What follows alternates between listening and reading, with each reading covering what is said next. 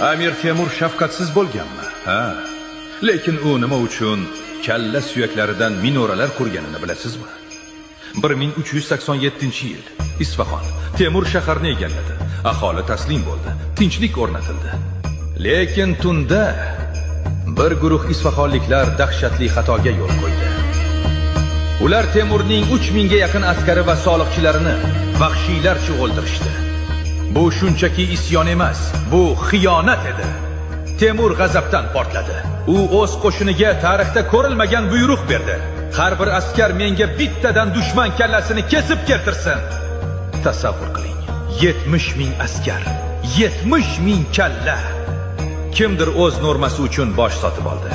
Kimdir qo'shnisini o'ldirdi. Shahar tashqarisida g'isht o'rniga inson boshlari ishlatilgan minoralar qad ko'tardi. Bu minoralar uzoqdan ko'rinib, dushmanlarni titratardi.